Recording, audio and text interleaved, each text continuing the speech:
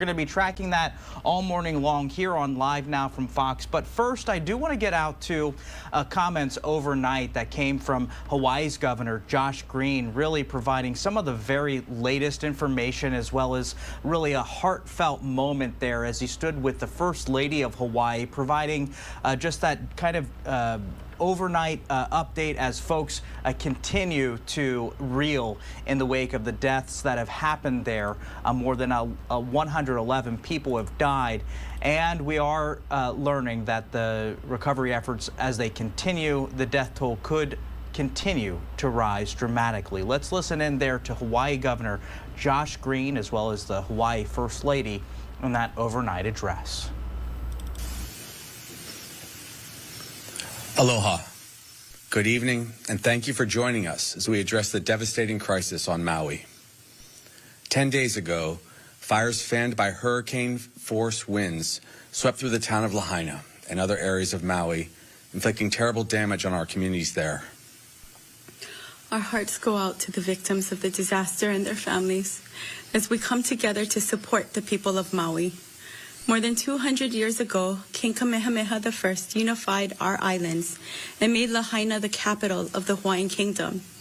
Over 2 centuries, with their aloha, their dedication, and their hard work, the people of Lahaina built their town into a special place, a unique and vibrant community. For generations, Lahaina's beauty, culture, and rich history drew artists, musicians, and visitors from around the world. Tragically, it took less than a single day for us to lose Lahaina in the deadliest fire our country has seen in more than a century. The scope of the devastation on Maui is difficult to express in words. More than 2,200 buildings have been destroyed, and another 500 have been damaged at an estimated cost of nearly $6 billion. But far more devastating than any material loss is the loss of precious lives, of mothers, fathers, grandparents, sons, and daughters, lives that can never be replaced. Now we are engaged in the difficult work of searching for survivors, reuniting separated families, and identifying the remains of those we've lost. There are now 470 search and rescue workers and 40 search dogs combing through the hundreds of burned buildings, and they've already completed searching more than 60% of the disaster area. The number of lives we have lost has climbed to over 100, and we expect it to increase each day as we continue our search. This process is agonizing for the families waiting for word from their loved ones, and heartbreaking for those sifting through the debris, testing our capacity to continue searching, our ability to endure pain and loss, and our commitment to locate and identify every person affected by this disaster. Right now, we are bringing in relief and aid to those affected by the fire on a massive scale. The Hawaii National Guard continues to assist first responders on Maui with search and rescue efforts and with securing the fire-damaged areas, as they also help active duty military and volunteers with the delivery of food, water, and medical supplies. The efforts of the National Guard, our first responders, and the entire Maui community have been nothing less than heroic, and we thank them for their courage, dedication, and sacrifice. We have secured over 2,000 housing units on Maui to shelter those displaced by the fire, and we are working with the American Red Cross to provide housing to all the survivors as long as it's necessary. I've personally been on the ground in the disaster area as much as possible, helping to manage the response, caring for the injured, and comforting survivors, listening to their stories of tragedy, loss, and hope. I held the hand of a 30-year-old local Lahaina man as he was being bandaged, with extensive first and second-degree burns to his legs and face, which he suffered as he pulled strangers into his car to save them from the fire, as his own clothes were burning. I spoke with an 80-year-old Japanese man who shared that for the last decade, he had spent most of his time volunteering in West Maui, and now he's unable to locate 2 of his best friends. A young Filipino woman, 7 months pregnant, cried as she told me she didn't know how she would make it to her next medical appointment to make sure that her baby is safe and healthy. With tears in her eyes, she told me she intends to name her baby Faith. I want everyone who is listening to know that I will do everything in my power as governor to bring us back, to help us heal, and to find a way to move forward past this tragedy. I am personally making sure that Maui receives every possible resource available from the federal government, from the private sector, and from all around the world, and that all of this resource gets to the people who need it. I have ordered a comprehensive assessment of every detail of our response to the fires on Maui. We will get to the bottom of exactly how the fire started, how our emergency procedures and protocols need to be strengthened, and how we can improve our defenses to protect us in the future.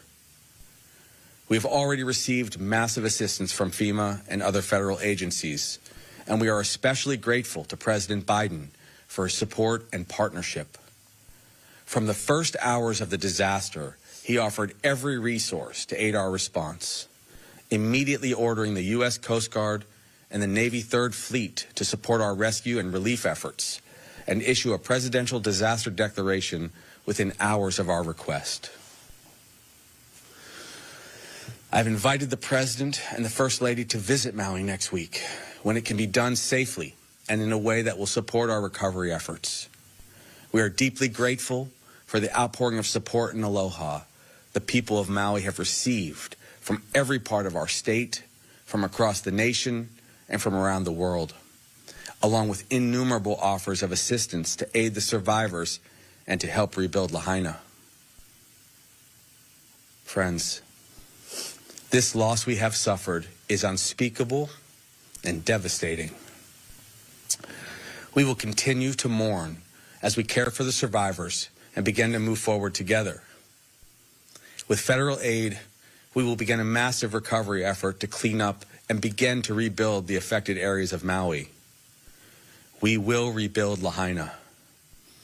It will take years of work and billions of dollars, but we are committed to this effort, and together we will meet this challenge. Let me be clear. Lahaina belongs to its people, and we are committed to rebuilding and restoring it the way they want it.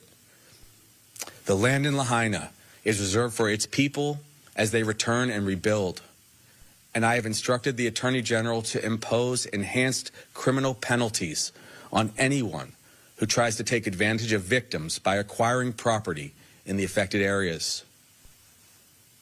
We humbly ask that people please not travel to the area affected by the disaster in West Maui until further notice, except for returning residents and authorized emergency relief workers. However, all other areas of Maui and the rest of Hawaii are safe and open to visitors, and we continue to welcome and encourage travel to our beautiful state, which will support the local economy and help speed the recovery of those who have already suffered so much.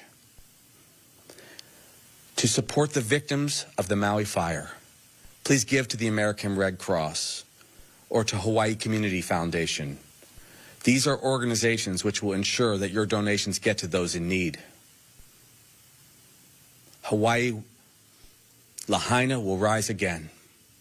It will be a symbol of our resilience, our values, and our sacred bonds of ohana.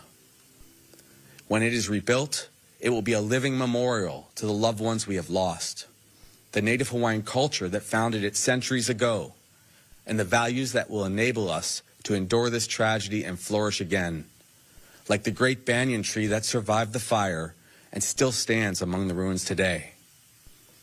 We will set an example for the world on how we will protect and preserve our culture, our history, and our values as we navigate the challenges of sustainable development, extreme weather, and global climate change in this century. We will never forget what we have lost in Lahaina, and we will never abandon the survivors or our commitment to help them recover and heal. We will mourn those we have lost, honor their memories, and support the survivors. And we will nurture our hope for the future that will emerge again like shoots from the ashes.